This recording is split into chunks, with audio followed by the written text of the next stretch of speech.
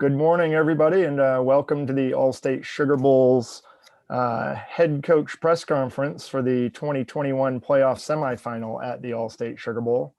I'd like to thank everyone for taking the time this morning to join us via Zoom. Obviously a much different time than usual, but we're very excited about this matchup. We have the number 2 Clemson Tigers, the number 3 Ohio State Buckeyes.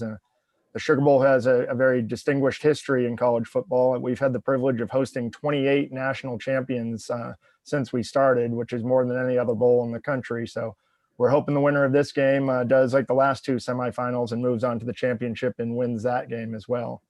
We're going to start off with a brief opening statement from each coach, and then we will go ahead and go to questions. We ask that you raise your hand, and we will then call on you to ask your questions. This time, we'll start with a brief statement from Coach Swinney. Go ahead, Coach.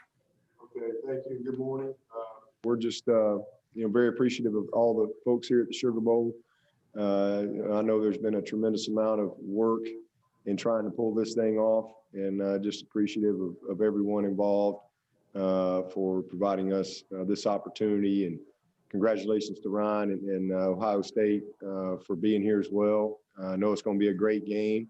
Obviously, wish that we could have, a lot of people there in person, but I know there'll be a ton of people watching this game on TV, and we're excited to be a part of it, and hopefully, play a great game for everybody.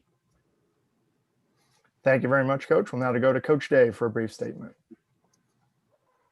Yeah, I echo Coach Swinney's, comments. We're very, very excited to get down to New Orleans, and a very unique season, and very unique year and bowl experience, not being able to spend time in such a great city, New Orleans, and the people down there. But Sugar Bowl, what a great bowl, and so much respect for what they've done to make this work in a unique time. Same thing with Dabo and the Clemson Tigers. Again, another year, a great season, and looking forward to putting on a great show. And I think that's what's great about this season is that there's been so many distractions and different things that have happened, and this gives America an opportunity to watch a game, and hopefully it is a great game. But it's been a fun week of preparation, and looking forward to getting down to New Orleans.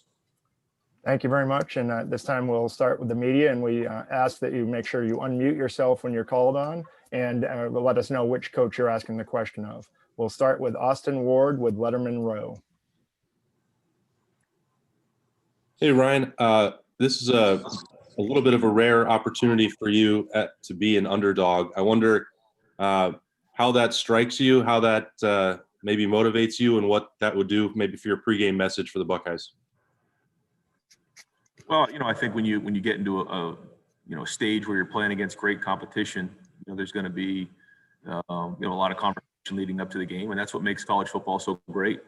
But I think our guys are excited to play in this game regardless of the situation or what leads up to it. I mean, you're in the CFP and you're playing for the national championship. So, I don't think you need any more motivation other than, you're 2 games away from winning the whole thing. And after this such, long journey that we've been on, this is the stage we wanted to be on. So I think we're highly motivated, but I'm sure all 4 teams are. We'll now go to Andrea Adelson from the ACC Network. This question is for Dabo. With Tony not being there, he obviously has such a good feel for calling games as they're going on. How much do you think you guys will miss that without him being there? Oh, well, we're certainly going to miss Tony. I mean, he's does a wonderful job for us and always has. Been with me a long time. But, we're well prepared. We got a great staff. We're all part of it. And we'll find out. You asked me that after the game. Next up, we're going to go to Ralph Russo from the Associated Press. Hey guys, and this is for both Ryan and Dabo. It seems like you've both sort of painted, I think you probably do this to sort of, motivate your teams a little bit or give your teams like, sort of a vision of a goal as this of sort of an unfinished business type of game. Both had, with Clemson losing in the Sugar Bowl last year, and obviously, Ohio State losing to Clemson. Wonder if you can sort of talk a little bit about how that was used to sort of motivate the teams, or sort of give the teams a vision of a goal to pursue as you're going into this game. Dabo, if you'd like to start. Well, I mean, we're motivated by winning just as much as we are losing. We've won a national championship, and that's pretty motivating. You want to go do it again. And as you mentioned, we lost right here last year, and that's pretty motivating too. So, I think that every year you start over, and the goal is to be the best you can be. Our goals are laid out and pretty simple, but allow us to compete at the highest level, and everything goes through winning our league. That's where it starts. So, we're always motivated to be our best, and certainly we learn from our memories, but as I always say, we just try to keep our dreams greater than our memories, whether you had a tough loss or you had a big win last year to finish your season. Season's going in one way or the other, and you either win it all if you're in a playoff like this, or you get beat, and or you're in a bowl game and you win that bowl game and you have momentum and excitement going in your off season, whatever it is. I think all those things provide motivation, and that's it. Thank you, I wanna Coach. finish better. And Coach Day, at the question of unfinished business.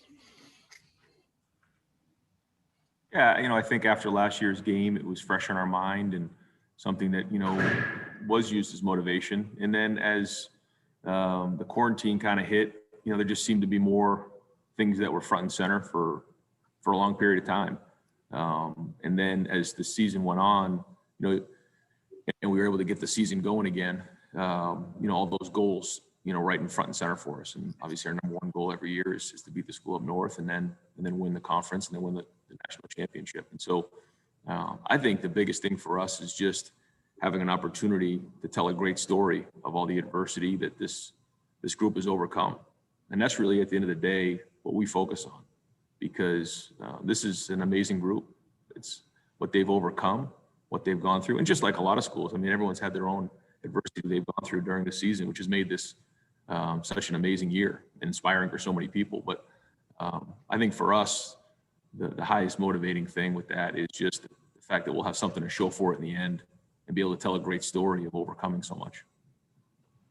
Thank you, Coach. Our next question is Bill Rabinowitz from Columbus Dispatch. Hi, Ryan. You've been shorthanded against Michigan State and obviously against Northwestern. I know the status report won't come out till tomorrow, but can you give a general assessment of how close to full strength you'll be? Yeah, full strength is it's a floating target right now, because there's guys who come off of the quarantine isolation, and then they have a protocol to get back onto the field, and you don't just play football after not doing anything for 10 days. And so I think there's certain levels of return to play, and all those guys who were missing there for the last month are working their way back into it. So we are getting a lot of guys back, but to say 100%, it's different this year. But the good news is they are working their way back and getting stronger every day. Next question will be David Hood from TigerNet.com. Hey, Coach Swinney, sorry, trying to get unmuted there. This is kind of the same question for you. I know we won't get that full report to tomorrow, but, are you close to full strength? Is there anybody of, note that maybe didn't make the trip other than Coach? No, I think everybody's here except I think we had two guys that didn't make the trip, one walk-on and one scholarship player, and that are just unavailable. And but everybody else is here, even our injured guys and things like that. We'll now go to David Hale from ESPN. Hey, Dabo, you have talked a lot about how proud you are of your guys this year for all the challenges that they've had to overcome in getting to this point. But I know you to be somebody who thrives from personal interaction, which has certainly been limited this year. You make your calendar out a year in advance, which doesn't, I'm sure, work well in a year like this. And certainly you've probably gotten more criticism this year than most years. How challenging has this year been for you? And what have you kind of learned from, or how have you grown the same way that your players might have from some of these challenges that you've had to overcome, right up to Coach Elliott being out for this important game? Yeah, I mean, everybody's had to adapt. It's been a great year. I mean, it's been challenging for sure. But, I always say, God never says, oops. It's just how I always look at it. And there's certain things we go through that we don't like, but that's how you grow. That's how we get better. And in a lot of weird ways, as challenging as it's been within our world and what we do, it's also been a blessing. It really has. I mean, we've had, it's just kind of been us. It's just been us.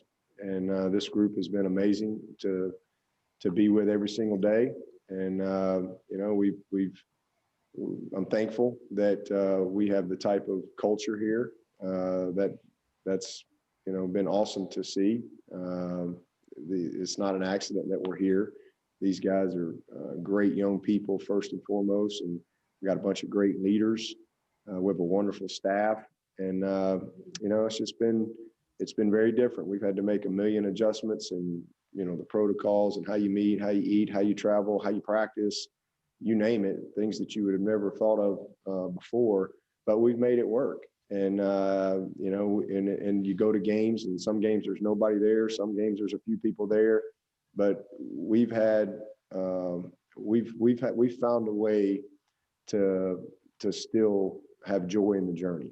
And I love that. So, these guys have been great. And it's seeing guys step up. I mean, we've started more guys this year than at any time ever. We've had all kind of guys out here, there, even dealing with coaches out. And, everybody just continues to step up. But for me, it's been a great year, in a lot of ways. Challenging, but again, we all grow through challenges. Learned a lot, learned Zoom, never heard that before. Learned a lot of new technology. So, that's something that's probably going to carry forward with us forever. Recruiting, it was very, very different. We've got a couple of guys moving to campus on Sunday that I've never met, like in person. So it's been unique. We've had to kind of learn our way a little bit, but it's all good. It's all good. Thank you very much, Coach. Our next question will be from Doug Lesmerises from Cleveland.com. Hey, Ryan. You guys have obviously worked the two tailbacks this year. You leaned on Master Teague several games early. We saw what Trey did against Northwestern. How do you think that worked out for you guys this year with the two backs? And given what Trey did against Northwestern, what could Master's role be in this game Friday? Yeah, it's been a different year than last year for sure, where, JK kind of the bell cow for us and handled the majority of the snaps. This year it was a little bit more. It was by committee early on, and both of those guys were coming off injuries. Master had his Achilles, and Trey was coming off of his knee from last year. So you had two guys who had similar running styles, but were both coming off injuries and finding their way. And when you don't have as many games to kind of get your rhythm of what you're doing in the run game, it just takes time. And when you're splitting carries, it's even harder. But I think both of them in a short season for us have kind of found that rhythm a little bit. And I think you saw the best version of Trey, and it was great to see him because it didn't all come right away for him. Here's a grad transfer that comes in expecting to just, come in and pick up where JK left off, and that didn't happen for him. But he kept working. I mean, he never came into my office one time and complained about carries, just kept going to work, getting better every day. And to see him run the way he did last game was awesome. So, hopefully he keeps building from there. Thank you, Coach. And a reminder, any media looking to ask questions, please use the raise your hand feature and we'll get to you as quickly as we can. Our next question will be from Lawton Swan from ClemsonSportsTalk.com.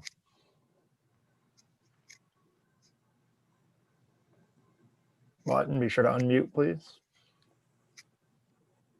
Hey, Coach Swinney, you mentioned CJ Spiller working with the running backs. My question is really, what will the quarterback situation look like on the sidelines with Brandon up in the box? And how does that work on game days with Tony Elliott and the running backs typically?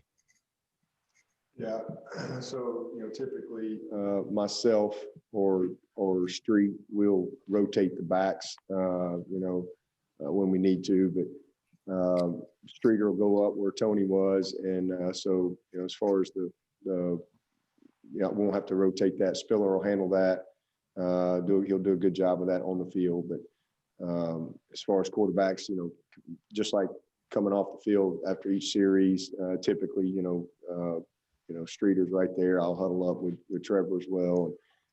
So just the difference is Street will be on the phone. So, Trevor will go get on the phone and still have the same conversations that you would normally have, just be on the phone versus, right there in person. Our next question will be from Tim May with Letterman Row. Yeah, thank you very much. Ryan, you spoke earlier about your friendship, you and your wife's friendship with Dabo Swinney and his wife. And I'm just wondering, with that in mind, did you take offense to the fact that he voted you guys number 11 in the coaches poll, even though he explained his reasoning, and or are you just thankful he's not on the college football playoff selection committee? Well, yeah, I would say that. I'm happy that that's not the case. But I will say this, being at the bowl game last year at the Fiesta Bowl and then having an opportunity to go on a trip, coach's trip this off season with Dabo and his wife, they were very graceful to Nina and I. And being a young, coach and Nina trying to find her way as,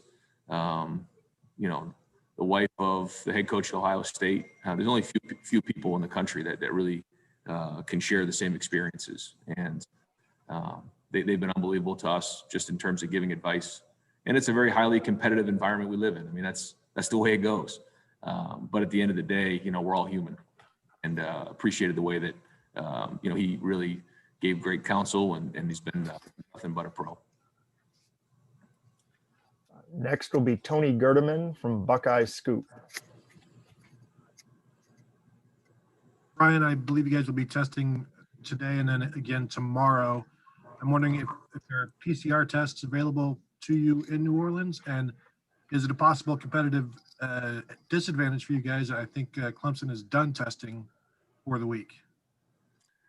I mean, I think that's a unique situation that we don't have the same protocols going into the game, but I'm not going to spend time thinking about that. I'm tired of that. Just what it is, as long as the guys are healthy playing in the game, that's what matters. We're going to have an opportunity to PCR. We're testing this morning. And then if we do get a presumption, we'll have a chance to PCR before we get on the plane. And then we go from there. So at the end of the day, what's the goal? The goal is to have a clean field. And so we'll follow the protocol that's been set forth. Our next question will be Dan Hope from 11 Warriors. Hey, Ryan, how important is it for you guys to control the line of scrimmage on both sides of a ball to have a chance to win this game? It's very important. I mean, it's important for every game, but when you're playing in a close game like this, it comes down to just that. Who's winning the line of scrimmage. It comes down to a few plays, as we learned last year. And anytime you play in a matchup game, that's what you got. But the line of scrimmage is critical. And that goes back to any big game that's been played probably in the history of college football. So it's something that's being emphasized, I'm sure, on their side, and it is on ours as well. Next question is for Coach Swinney. It's coming from the online portal. Travis Etienne gets a chance to come back to New Orleans in his home state again. How good do you feel for him being back in Louisiana one more time? I'm happy for him. I mean, obviously, he's wants to finish well. What a season he's had. Unbelievable what he's done this year, and just his development into a truly complete player, a complete football player, can do it all. So, great opportunity. We started the year here. We started this 2020 year right here in New Orleans, and hopefully, we can, get a better result as we finish it. And I know that's something that he really wants, and I know he's going to put his best foot forward to play a great game. Next, we'll go to Joey Kaufman with the Columbus Dispatch. Ryan, if you had to look back on the last, I don't know, 7 months or so since June, what has been the biggest challenge for navigating this whole season from like a leadership perspective? I think in an industry that's all about routine, we've been out of routine on a daily basis. And I think that it's exhausting for a lot of people, not knowing what's coming next or having a plan and then having to constantly change it. I think that's been probably the number one thing I would say. And then talking about since June, I mean, the fact that, we didn't have a season, that we did have a season, we have games, we don't have games. I mean, that wears on you. And not being able to, as the head coach and the leader of the program, to look people in the eye and let them know what's coming next, just that they have to just keep putting one foot in front of the other. I'd say that's been the biggest challenge. But the thing that I've learned the most is just perspective. That's what this is all about, is that you can take anything for granted.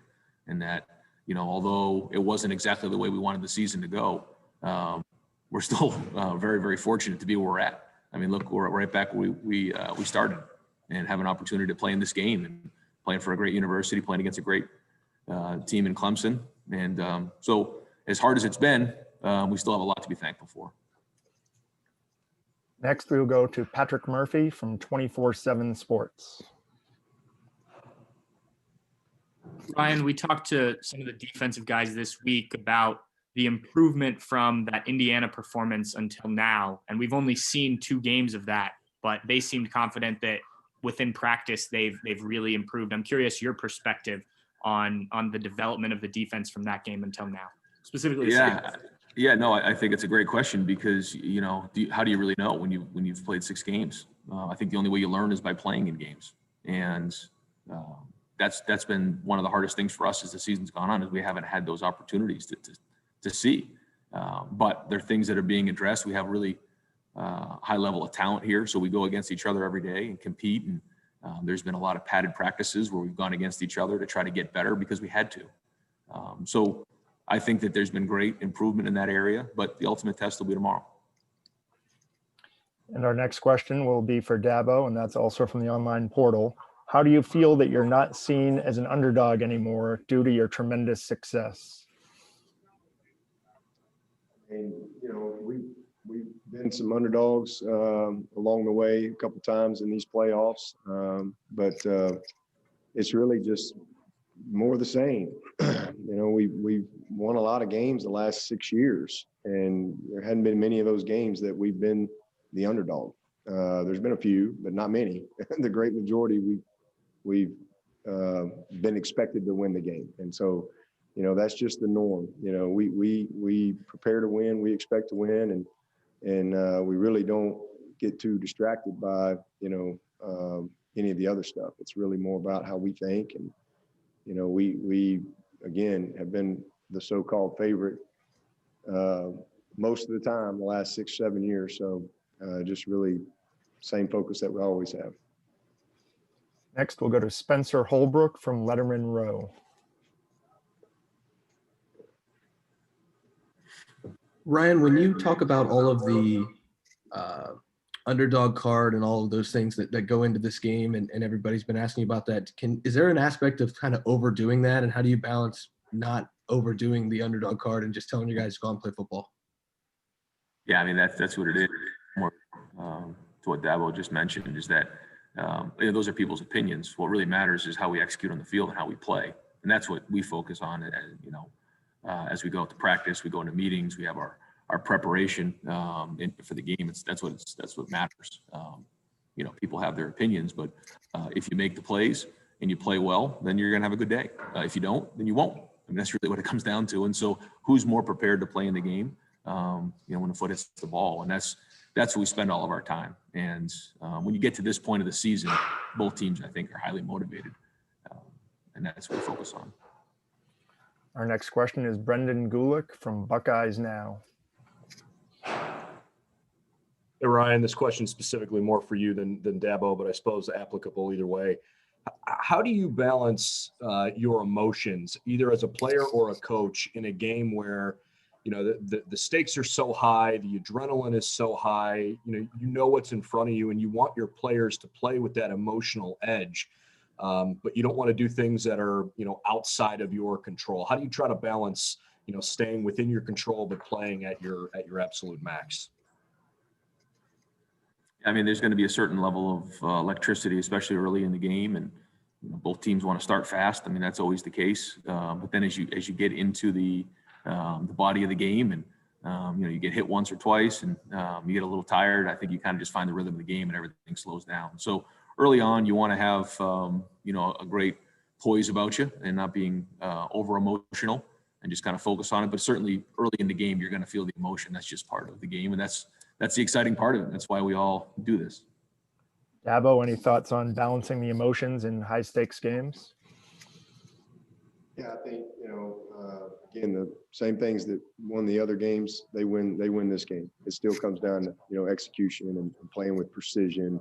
It's a game of emotion, but you don't want to be emotional. And I think you lose your focus there. And so same things. We'll now go to Steve Helwagen from Bucknuts Media. Yeah, for Coach Day, there was a statistic put up that all of Justin Fields' interceptions have come against ranked opponents. And just how important is it for him to play his best game, coming off what was maybe one of his not best games, the Northwestern game, just for him to kind of bounce back a little bit and really play his best game against a top opponent? Yeah, I don't think that we've, as a team, played our best game yet. I don't think that we played our best game on offense yet. We've done some good things passing, we've done some good things running, but we still haven't put it all together.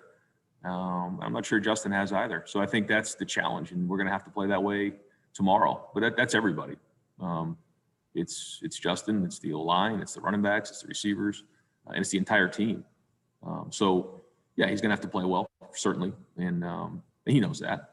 And there's a couple plays he wants back from last week, but he's a competitor, and we have to play our best game. We'll now go to Donnie Woods from World Exposure. This message is for Dabo. Dabo, if you guys are able to win the national championship, do you think this kind of puts Trevor Lawrence as the best quarterback to ever play the college game? I mean, there's been a lot of great college quarterbacks. I mean, I haven't obviously seen every college quarterback that's come through, but he's as good as there's ever been. I'll let other people argue if he's the best ever, but he's as good as there's ever been. That's for sure. And he's the greatest winner that I've been around. I mean, he's 34-1, and he's been incredible. We have time for one more question. We'll go to the line of Doug Lesmerises from the Columbus Dispatch. Yeah, this is for Dabo. Can you just take us through a little bit of what it was like when you find out that Tony is not going to be able to be part of this game? And was it obvious what the next step was for you guys, or how did you go through the decision-making process of how exactly you are going to handle this without such an important coach? Yeah, well, 2020 has forced all of us head coaches to have to think about things that we've never thought about before, going into a season. We've never had a season where a virus can just take somebody out, in a moment's notice. So we've all had to prepare for that. So we've had a plan in place for myself being out to, you name it, every single coach. So I was just disappointed for Tony. I mean, he works his tail off, and, just disappointed that he couldn't be here with us. But as far as, thought going into it, there wasn't much thought, because that had already been decided, long time ago. So, and again, that's for every coach on our staff, have a plan for all of that, because you have to. So just like having a depth chart for your team, all right? If Trevor's out, DJ's going in, you have a depth chart. Well, I kind of had to do a depth chart for my staff on how this guy's out, how would I adjust? And so that thought process had already taken place a long time ago. So, that's it. And listen, Tony and I have always collaborated and kind of done it together. He's awesome to work with, and you know, Jeff was a part of that before he left, and you know, Streeter has been our passing game coordinator this year, and has been a part of that on the field. So, you know, we'll miss Tony, but you know, Street will do a great job up top, and you know, well prepared as a staff to, you know, go play the game. Just the way it is. But Thank you very much. Definitely miss Tony for sure. Thank you very much, Dabo, and thank you very much, Ryan. We really appreciate you taking the time, and good luck with the rest of your preparations, and we'll see you tomorrow night. Okay, appreciate it. Thanks, guys. See you, Ryan. Y'all travel safe. All right, thanks. For the media, we'll be sending out a link to this Zoom conference as soon as we receive it. It should be going out within the next 5 minutes. We will also have HD video of each individual head coach, which will be posted on the College Football Playoff media portal as soon as that's available and uploaded. We'll also send a note out to you to let you know on that. Transcripts will also follow very soon. Thank you all very much for joining us this morning. Have a great day.